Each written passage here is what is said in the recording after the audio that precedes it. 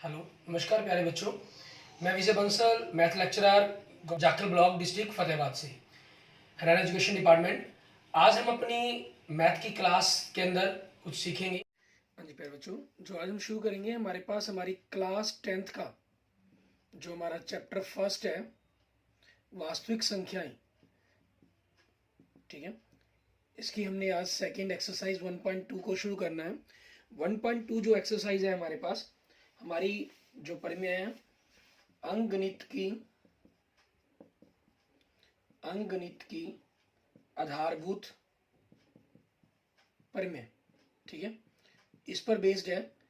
यह परिमेय क्या कहती है आपकी कि प्रत्येक भाज्य संख्या को अभाज्य संख्याओं के एक गुणनफल के रूप में व्यक्त किया जा सकता है तथा यह गुणनखंड अभाज्य गुणनखंडों के आने वाले क्रम के बिना अद्वितीय होता है।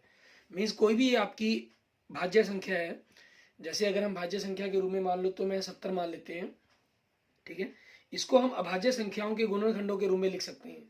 ये आपके पास 2 पंजे 10, 10 सते 70, ये चीज बनती है। और इसके अंदर अगर हम इसके क्रम की तरफ ध्यान ना दें, ठीक है, तो आपके पास ये इसी प्रकार से बनेगी। जैसे मान आप जैसे मर्जी लिखना चाहें इसको लिख सकते हैं। ठीक है, उसमें इसकी कोई प्रॉब्लम नहीं है, जिस मर्जी क्रम के अंदर लिखें, ये आपकी हमेशा रहेंगे यूनिक। मीन्स जैसे 70 के गुणनखंड अगर अभाज्य 2, 5, 7 आ रहा है, तो यहाँ भी 2, 5, 7 आप जिस मर्जी क्रम के अंदर लिखें इसी प्रकार से रहेगा आपके पास। इनके अंदर किसी भी तरह का कोई भी बदलाव नहीं आएगा।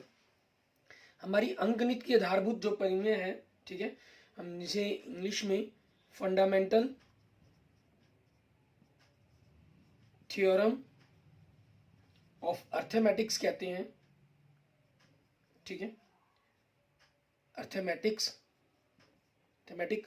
ठीक है, इससे पहले जो इस थ्योरम्स को पढ़ा जाता था वो यूक्लिड के एलिमेंट्स के रूप में इसको हम पढ़ते थे। और उससे पहले जो कार्ल फ्रेडरिक ग्रास है, साइंस के अंदर आपने इसका काफ़ी नाम सुना होगा, कार्ल फ्रेडरिक ग्रास। ठीक है, इनका जो जीवन काल है 1777 से लेकर 1855 तक रहा है। ठीक है, उन्होंने भी इस पर काम किया है। उनकी एक पुस्तक थी जिसके अंदर उन्होंने इसका काफ़ी वर्णन किया।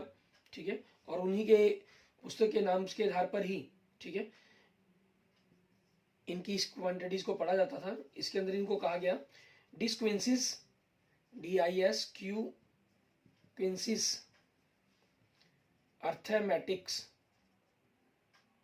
ठीक है, अर्थमेटिक की ये कार्ल फ्रेडरिक ग्रास की पुस्तक थी। उनकी डिस्कवरी जो इनके अंदर जितना भी उन्होंने काम किया वो मैथमेटिक्स से जुड़ा हुआ इसके अंदर मिलता है।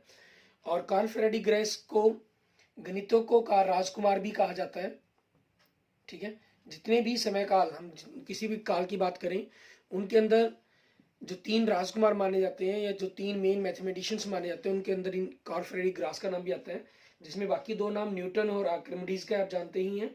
ठीक है, क्योंकि इन तीनों ने गणित के अंदर भी, मैथ के अंदर भी और साइंस के अंदर भी काफ़ी ज़्यादा काम किया है। उसी के बेस्ड पर हमारे पास इनका जो नाम है वो गणितज्ञ का राजकुमार के तौर पर लिया जाता है, कार्ल फ्रेडरिक ग्रास का। अब इसी के आधार पर हमने जो पढ़ना है अंकगणित की आधारभूत परिमेय, उसके बारे में हम चर्चा करेंगे। ठीक है, जिसके अंदर हम इसकी संख्याओं को अलग अलग अभाज्य संख्याओं के गुणनखंड के रूप में प्रदर्शित करेंगे। अब इसमें देखिए आपके पास जैसे प्रश्नावली 1.2, इसका पहला क्वेश्चन देखेंगे। इसमें हमें क्या कह रहे हैं, निम्नलिखित संख्याओं को अभाज्य गुणनखंडों के रूप में व्यक्त कीजिए। इसका पहला भाग देखते हैं। आपको संख्या दी गई है 140। ठीक है, मतलब आपको करना क्या, 140 के गुणनखंड बनाएंगे और उसके रूप में हमें इसको व्यक्त करना होगा।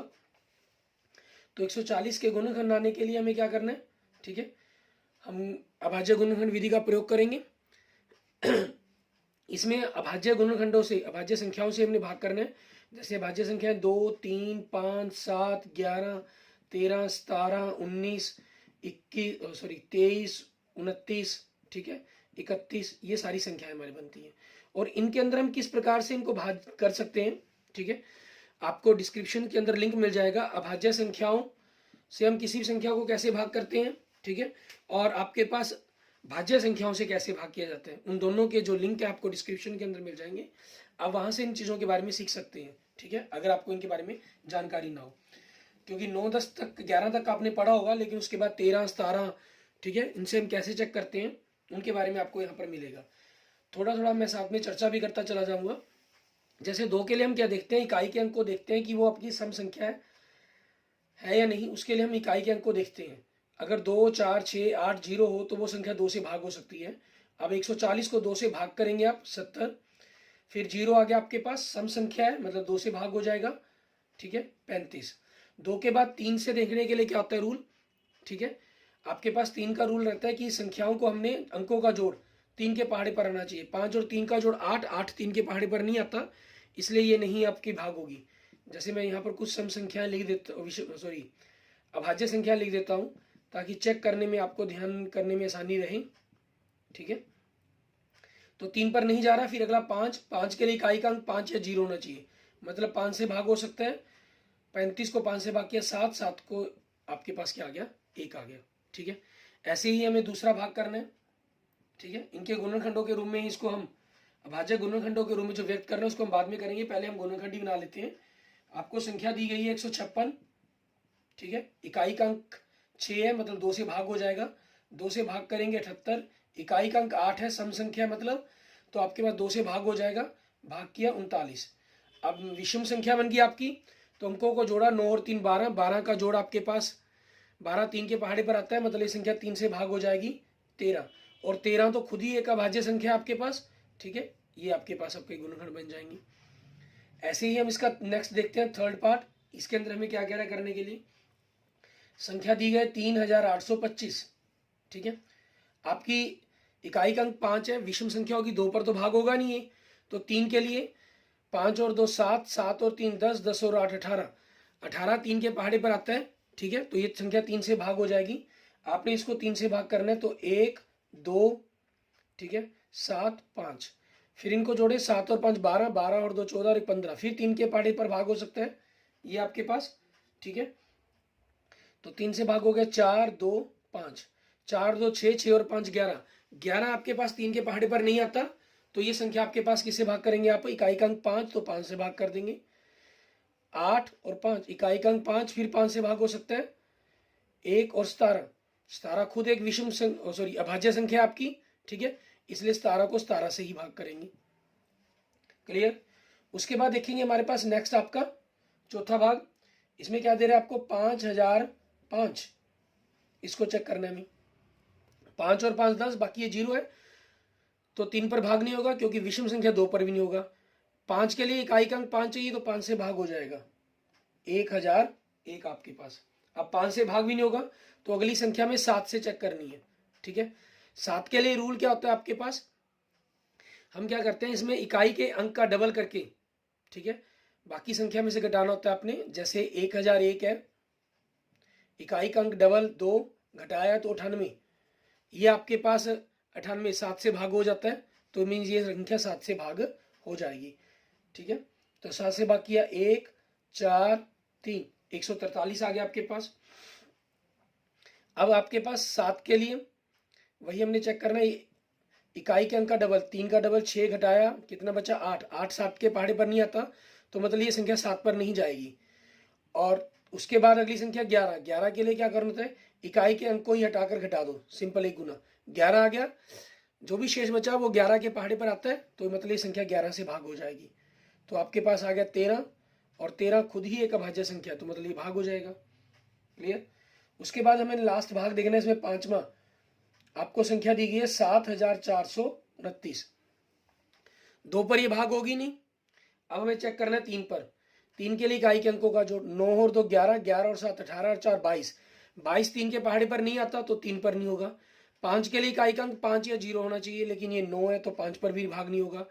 7 के लिए आपके पास इकाई के अंक का डबल, ठीक है, 9 का डबल आपने 18 घटा देना, बाकी संख्या में से मीन्स हट जाता है, तो आपके पास 4 2 और 7 आ गया, ठीक है, 724। क्योंकि अभी संख्या आपके पास 3 अंकों में पड़ी है, तो हम फिर इकाई के अंक का डबल कर देंगे। 4 का डबल 8 घटाया हमने, ठीक है, आपका कितना आ गया 64। अब 64 आपके पास संख्या 7 के पहाड़े पर आता नहीं है, ठीक है, तो ये 7 से भाग भी नहीं होगा। अगला 11, 11 के लिए एक तो मैं आपको इकाई के अंक को ही घटा दी, सिंपल एक गुना ही करके। दूसरा आप ऐसे कर सकते हैं, 7429 है, ठीक है, पहला तीसरा पांचवा इन अंकों को जोड़ लें, दूसरा चौथा इनको जोड़ लें, उनके अंतर कर दें, 9 और 4 13, 7 और 2 9, घटाकर कितना आ गया 4। अंतर आपका इनका 11 के पहाड़े पर नहीं आ रहा, तो मतलब ये संख्या 11 से भाग नहीं हो सकती। अगला आपके पास क्या है 13। 13 के लिए रूल क्या होता है, इकाई के अंक का 4 गुना दहाई बाकी संख्या में आपको जोड़ना होता है, ठीक है। अब 7 ये चीज है, 9 का 4 गुना 36 इसमें जोड़ देंगे, 2 6 8 7 7, ठीक है। फिर आपके पास इकाई के अंक का 4 गुना 8 का 4 गुना कितना हो गया 32, ठीक है। फिर जोड़ देंगे इसके अंदर 8 चौके 32, 9 109। और 13 के पहाड़े पर आपके पास देखें कि 109 आपके पास आता है या नहीं आता, नहीं आता, क्योंकि 13 ठीक 104 होता है, तो मीन्स ये 13 से भाग भी नहीं होगा। उसके बाद अगली संख्या क्या बची 17, ठीक है। एक तरीका आपके पास भाग करने का है ही, दूसरा ये सिर्फ मैं आपको सिंपल नियम समझा रहा हूं, उस चीज के कारण हम कर रहे हैं। 17 के लिए आपके पास क्या रहता है, ठीक है, हमें इकाई के अंक का, इसमें हमें क्या करना होता है 5 गुना हम घटाते हैं इसके अंदर से, ठीक है ना। 5 गुना 9 पंजे 45 घटा दिया हमने, तो हमारे पास कितना बचा 697, ठीक है। आपके पास 7 का 5 गुना 35 हमने घटा दिया, कितना बचा 34, और 17 दूनी 34 होता है, मतलब ये संख्या 17 से भाग हो जाएगी, ठीक है। अब 17 चौके 68, आपके पास कितना बचा 6, 6 दूनी 6 और 2 62, ठीक है। 17 तिये 51, 11 बचे और 9, ठीक है। 17 सत्ते 437, मीन्स 17 तक तो चेक करने की जरूरत ही नहीं है संख्याएं, आगे आपको चेक करनी है आगे संख्याएं। अगली संख्या 19 है, 17 के पहाड़े पर ही आती नहीं, 17 दूनी 34, ठीक है, और 34 9 बचा 97, 17 के पहाड़े पर आता नहीं, तो 19 पर देखें, 19 दूनी 38, 5 बचा 57, 19 दिए 57, और 23 खुद ही एक अभाज्य संख्या, तो 23 पर जाएगी आपके पास ये, ठीक है। ये आपके इन सभी के अभाज्य गुणनखंड बन गए। और अगर हम इसके साथ साथ ये बात करना चाहें किस चीज की, 19 और 23 की बात करना चाहें, 19 में हम क्या करते हैं, इसके अंदर हमारे पास, ठीक है, आपको ऐड करना है इसके अंदर, और 23 में भी ऐड करना है, लेकिन कितने गुना ऐड करना है, इसमें 2 गुना इकाई के अंक का जोड़ा जाता है बाकी संख्या में, और इसके अंदर आपके पास 7 गुना जोड़ा जाता है बाकी संख्या के अंदर, ठीक है। इस प्रकार से आपके पास हम चेक कर सकते हैं डायरेक्ट। अब इन संख्याओं को आपने लिखना किस तरीके से वो देखिए हमारे पास।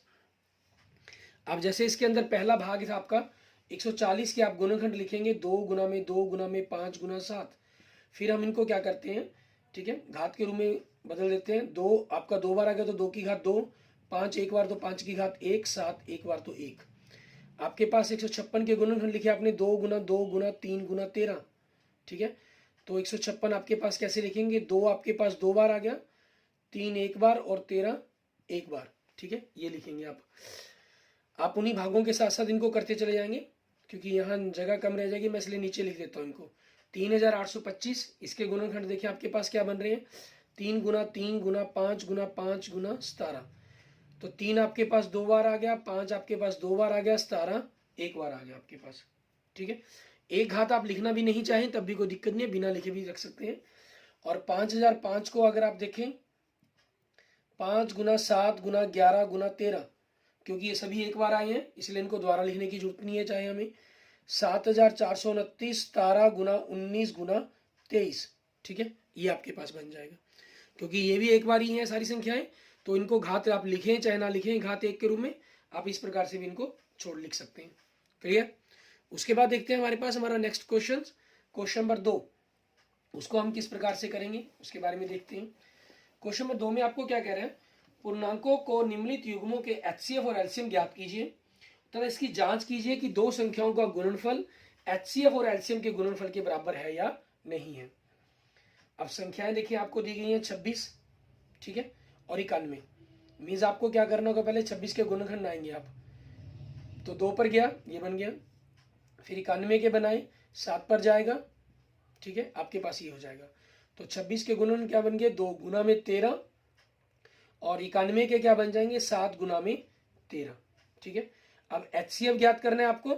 एचसीएफ क्या होता है, दोनों के ही जो हमारे अभाज्य गुणनखंड आए हैं इनके अंदर आपके आने वाले जितने भी कॉमन, ठीक है, आपके अभाज्य गुणनखंड है उन सभी को लिखना होता है हमने। आप देखिए इन दोनों के अंदर 13 आ रहा है तो 13 आ जाएगा आपके पास, ठीक है। और एलसीएम के अंदर हमें क्या करना होता है, आप देखते हैं इसके अंदर मैक्सिमम टाइम्स कितनी चीजें आई हैं, मतलब ठीक है। इसमें जैसे हमने एचसीएम में मिनिमम टाइम्स देखी थी, एचसीएम में हम मैक्सिमम टाइम देखते हैं। 2 1 टाइम्स है तो 1 टाइम लिख देंगे दोनों में। 13 1 टाइम्स, इसमें भी इसमें 1 टाइम तो 1 टाइम ही लिखा हमने। 7 7 मीन हाईएस्ट पावर लिखनी होती है। आप यूं मान लीजिए इसमें हमें लोएस्ट पावर को लिखना होता है, कॉमन सिर्फ, ठीक है ना, उन चीज़ों को। या यूं मान लीजिए कि कॉमन आने के बाद जो बचे हमने उनको एक्स्ट्रा लिखना होता है इसके अंदर। 13 7 91, 91 दूनी 182, ये आपके पास आ गया। अब हमें क्या ज्ञात करना है, अब आपको जांच करनी है इनकी, ठीक है। एचसीएफ और एलसीएम की गुना करेंगे। एचसीएफ 13, एलसीएम 182 और दोनों की गुना कर देंगे। दोनों की गुना करने पर 2366 आएगा, ठीक है। फिर आपको संख्याओं की गुना करनी है, ए गुना बी। संख्या पहली कितनी थी 26, दूसरी कितनी थी 91, ठीक है। इन दोनों की आपने गुना की, वो भी कितना आ गया 2366 आ गया, ठीक है। मतलब दोनों आपके पास एचसीएफ, ठीक है, इसलिए एचसीएफ और एलसीएम दोनों की गुना आपके पास ए गुना बी, पहली संख्या और दूसरी संख्या की गुना के बराबर होगी। आपका ये प्रूफ हो जाएगा कंसेप्ट हमारा, ठीक है। और दूसरा भाग देखें, दूसरे भाग में हमें क्या दे रहा है, ये आपको संख्याएं दे रहा है 510 और 92, तो आपको 510 के गुणनखंड बनाने हैं और 92 के गुणनखंड बनाने हैं। आपके पास 510 2 पर भाग हो जाएगा 255, ठीक है। फिर ये 3 पर भाग हो गया 85, फिर ये 5 पर भाग हो गया 17, ठीक है। और 17 फिर आपके पास 1 पर। 92 आपके पास 2 पर भाग हो गया 46, फिर 2 पर भाग हो गया 23, और 23 खुद ही एक अभाज्य संख्या आपके पास, 23 से भाग होकर 1 आ जाएगा। तो 510 2 गुना 3 गुना 5 गुना 17, और 92 आपके पास 2 गुना 2 गुना 23, ठीक है। तो एचसीएफ में क्या करना है आपको, जैसे मैंने कहा कि कॉमन फैक्टर्स लिखने होते हैं इसके अंदर आपको, ठीक है। आप देखिए इसके अंदर सिर्फ 1 2 कॉमन है आपके पास, ठीक है, और कोई चीज कॉमन नहीं है, तो आपने एचसीएफ लिख दिया यहाँ पर 2, ठीक है। और एलसीएम आपके पास कितना हो जाएगा, आपका ये 2 तो आना ही आना है। बाकी मैंने आपको बताया था इनके अलावा जितने भी एक्स्ट्रा अक्षर बचते हैं, ठीक है, वो आपने लिखने होते हैं। या आप पावर्स के रूप में देखते हैं तो देखिए 2 इसमें 1 टाइम, इसमें 2 टाइम्स, तो 2 टाइम्स आ जाएगा, ठीक है। और कॉमन कोई अक्षर था ही नहीं, बाकी जितने एक्स्ट्रा हैं वो सारे लिखे ही जाएंगे, ठीक है। इन सभी की आपने मल्टीप्लिकेशंस करेंगे। इन सभी की मल्टीप्लिकेशंस करने पर आपके पास कितना बन रहा है 23,460, ठीक है, ये बन रहा है आपके पास। अब हमें इनकी जांच करनी है। इससे पहले हम थोड़ी सी बात कर लेते हैं, हमारे पास थर्ड जो है, ठीक है, उसके भी अगर हम गुणनखंड बनाना चेक करना चाहें 336, और आपके पास दूसरा क्या दिया गया 54, ठीक है। अब आपको यहाँ इनके गुणनखंड पर बात करनी है। इनके गुणनखंड देखिए आपके पास क्या चीज है, आपके ये 2 इकाई सम संख्या, तो 2 पर भाग हो जाएगी 1 6 8, फिर 2 पर भाग हो जाएगा 84, फिर 2 पर भाग हो जाएगा 42, फिर 2 पर भाग हो जाएगा 21, ठीक है, फिर 3 पर भाग हो जाएगा 7 7 आपकी खुद एक अभाज्य संख्या है, ठीक है, ये आपके पास आ गया, क्लियर। और 54 को देखें 2 पर भाग हो जाएगा 27, 3 पर भाग होकर 9, फिर 3 पर भाग होकर 3, 3 पर भाग होकर 1, तो 336 के जो गुणनखंड है वो क्या बने, 2 आपके पास 1 2 3 4 बार है, तो 2 की घात 4, 3 की घात 1, 7 की घात 1, और दूसरा 54 है 2 की घात 1, 3 की घात 3, क्योंकि 3 आपके पास 3 बार है यहाँ पर, ठीक है। अब हमें इनकी जांच करनी है। पहले हम इनकी जांच करते हैं, जैसे आपका एचसीएफ और एलसीएम की गुना, एचसीएफ 2, एलसीएम 23,460, दोनों की गुना कर दी 46,920, और संख्याओं की गुना ए गुना बी, 510 को आप 92 से गुना कर देंगे 46,920, ठीक है, ये आएगा आपके पास। ये बताएगा आपको जब आप गुना करेंगे, अगर आपने कहीं भी ऊपर एचसीएफ और एलसीएम को करते हुए सॉल्व करते हुए मिस्टेक की होगी तो वो आपको बता सकता है। अगर ये बराबर नहीं आया मतलब आपकी कहीं ना कहीं ऊपर क्वेश्चंस के अंदर मिस्टेक हुई है, इसका मतलब एचसीएफ और एलसीएम की गुना आपके पास ए गुना बी के बराबर है। ऐसे ही आपके पास नेक्स्ट देखें, आपने एचसीएफ ज्ञात करना है पहले, फिर इनका एलसीएम ज्ञात करना है। एचसीएम में देखिए आपके पास क्या चीज बन रही है, ठीक है, अगर आपने इनको इंडिविजुअली लिख रखा होगा तब उस हिसाब से भी लिख सकते हैं। 2 इसमें 4 बार है, इसमें 1 बार है, तो आपको 1 बार ही लिखना होता है मिनिमम टाइम्स। 3 इसमें 1 बार है, इसमें 3 बार है, मतलब 1 बार आपके पास आएगा। तो HCF कितना हो गया 6। एलसीएम में मैक्सिमम टाइम्स 2 इसकी घात 1, इसमें 2 की घात 4, तो 2 की घात 4 लिखेंगे। 3 की घात 3, 3 की घात 1, तो 3 की घात 3 लिखेंगे। और जो कॉमन अक्षर नहीं थे उनके अलावा जो बचे बाकी वो सारे एक्स्ट्रा लिखने होते हैं हमें। 7 हमने लिख दिया। इन दोनों की गुना करें हम, और गुना करने पर हमारे पास एलसीएम कितना आ रहा है 3024। अब उसके बाद HCF और एलसीएम की गुना 6 गुना में 3024, ठीक है। तो आपके पास कितना बन गया ये 18144। उसके बाद ए और बी की गुना, ठीक है, मीन्स 336 को हमने क्या करना है 54 से गुना करेंगे, ठीक है। और करने पर कितना आ गया 18144। मतलब HCF की गुना में LCM बराबर में A गुना B, ठीक है, ये आपके पास हो जाएगा, ठीक है। अच्छा, ये जो जांच हम कर सकते हैं ये सिर्फ हम 2 वालों क्वेश्चन पर ही कर सकते हैं। अगर 2 से ज्यादा संख्याएं आपकी जिनका हमें HCF एलसीएम ज्ञात करने के लिए कहा जाता है उन पर हम इस नियम का प्रयोग नहीं कर सकते, ठीक है। मतलब हमारे पास यहां से कौन सा एक नियम बन जाता है आपके पास, देखिए तो ये नियम क्या बना आपके पास 2 संख्याओं के लिए है। HCF गुना में LCM ये आपके पास बराबर होता है A गुना B के। एक नियम हमारे पास यहाँ क्वेश्चन नंबर 2 से डेवलप होता है। इसी पर बेस्ड हम देखें क्वेश्चन नंबर 4 हमारा, ठीक है। हम आपके पास 3rd क्वेश्चन से पहले क्वेश्चन नंबर 4 पर बात करते हैं। इसमें देखो क्या दे रहा है, HCF 306 और 657 का आपके पास कितना दे रहा है 9। हमें LCM पूछ रहा है, ठीक है। HCF दिया गया आपको 306 और 657 का कितना दे रहा है 9।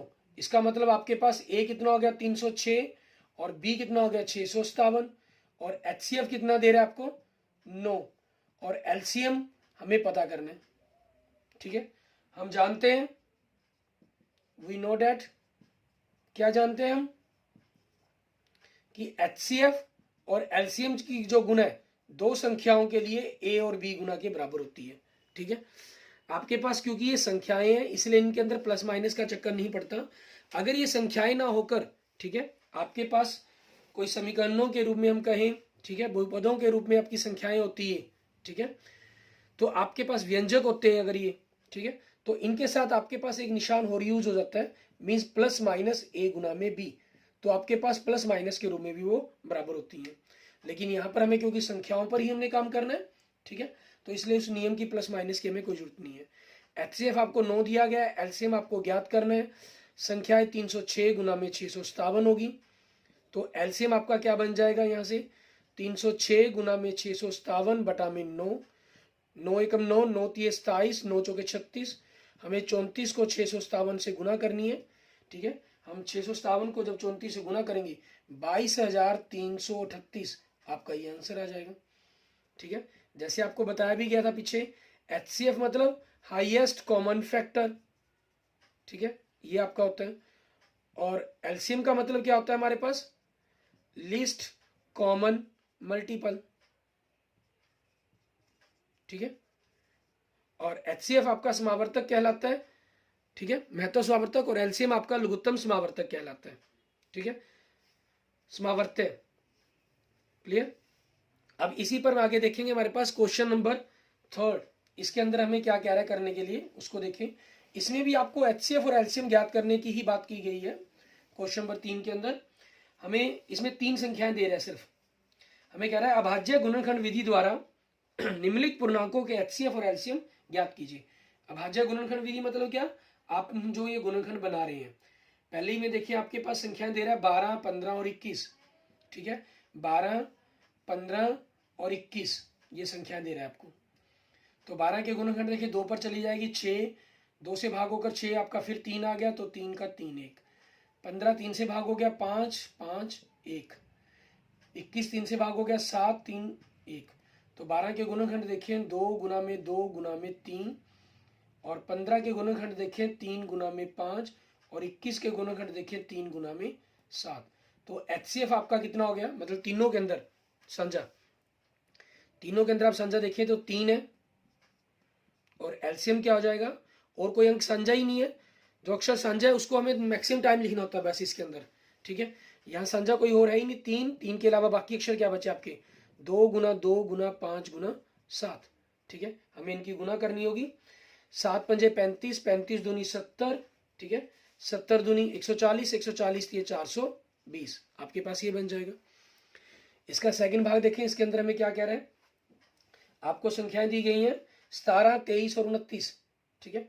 आप देखें 17, 23 और 29 ये खुद ही अभाज्य संख्याएं हैं आपकी, ठीक है। मीन्स इसके अंदर आपके पास 17 खुद एक अभाज्य संख्या है, 23 खुद एक अभाज्य संख्या है और 29 खुद एक अभाज्य संख्या है, ठीक है। तो आप इनके साथ गुना में तो कुछ बनता ही नहीं, तो सिर्फ फॉर्मेलिटी के तौर पर पूरा करने के लिए आप एक एक गुना में लिख सकते हैं इसके अंदर, ठीक है। तो आपका HCF क्या बन जाएगा इसके अंदर, क्योंकि तीनों में कोई भी अक्षर साझा ही नहीं आ रहा, ठीक है, तो आप क्या मानेंगे 1। और LCM के अंदर आपके पास ये तीनों की संख्याओं की खुद की गुना आपस में हो जाएगी, ठीक है। इनको हमें आपस में गुना करना होगा, उसी के अकॉर्डिंग हम इनको लिखेंगे। क्लियर, आपके पास इनकी गुना करेंगे 17 गुना 23 गुना 29, तो आपके पास क्या आंसर बनेगा 11,339। और इसमें ख्याल रखना में जांच नहीं करनी, इन्होंने क्वेश्चन नंबर 3 में लिखा भी नहीं है और आपको करनी भी नहीं है, क्योंकि जो जांच है हम सिर्फ 2 संख्याओं पर कर सकते हैं, 3 संख्याओं पर जांच नहीं हो सकती। और तीसरे भाग में संख्याएं क्या दी गई हैं आपको, 8, 9 और 25, तो इनके गुणनखंड बन सकते हैं। 8 2 से भाग हो जाएगा, 4 आ गया, 4 फिर 2 से भाग हो जाएगा 1, और 9 देखें, 9 आपके पास 3 से, ठीक है, और 25 5 पे भाग हो जाएगा आपके पास। क्लियर, तो 8 के गुणनखंड 2 गुना में 2 गुना 2 हो गया, और 9 के गुणनखंड 3 गुना 3 हो गए, और 25 के गुणनखंड 5 गुना 5 हो गया आपके पास, ठीक है। अब यहां पर देखिए, क्योंकि कोई अक्षर कॉमन नहीं आ रहा, ठीक है, तो हम अभाज्य गुणनखंडों के रूप में वैसे एक को नहीं लिखा जाता कभी भी, ठीक है, क्योंकि ये यूनिक रूप में होते हैं। और एक आपके पास जो इसके हम कहें कि यूनिक रूप है, ठीक है, उसको खराब करता है, उसको तोड़ता है ये, उस कारण हमें इनको कभी भी लिखना नहीं होता। अद्वितीय रूप के कारण एक को हम गुणनखंड के रूप में कभी नहीं रिप्रेजेंट करते, क्योंकि अभाज्य गुणनखंडों के रूप में लिखना होता है हमने, और जो एक है वो अभाज्य संख्या भी नहीं है आपकी, ठीक है ना। अगर एक अभाज्य संख्या होती तो उस चीज के कारण आपके पास फिर तो उसको हम आदित्य रूप में कभी लिख ही नहीं सकते, ठीक है। तो यहाँ सिर्फ आपके पास HCF और LCM को ज्ञात करने के लिए हम, क्योंकि आपके पास जो अक्षर है, ठीक है, वो सभी के अंदर जो अभाज्य गुणनखंड है वो अलग आ गए, तो उस चीज को दिखाने के लिए 1। और LCM आपका क्या आ जाएगा, ये खुद अक्षर ही सारे अलग है, तो इन सभी अक्षरों की गुना आ जाएगी आपके पास, ठीक है। अब इनकी अगर हम गुना करते हैं तो गुना करने पर देखेंगे कि क्या बनेगा आपके पास, 5 पंजी 25, 25 दिए 75, 75 दिए 225, 225 दूनी 450, 450 दूनी 900, 900 दूनी 1800, ठीक है। ये आपके पास आपके क्वेश्चन नंबर 3 का आंसर हो जाएगा। क्लियर, आज हमने क्वेश्चन 4 कर लिए हैं, इसके बाद अपने बाकी के जो क्वेश्चंस है, ठीक है, हम अपने नेक्स्ट लेक्चर्स के अंदर करके देखेंगे। Okay, thank you friends, thank you students. अगर आपको मेरी वीडियो अच्छी लगी तो इसको लाइक करें, अपने दोस्तों मित्रों को इसको जरूर शेयर करें, और किसी भी प्रकार की प्रॉब्लम के लिए आप मुझे मैसेज कर सकते हैं।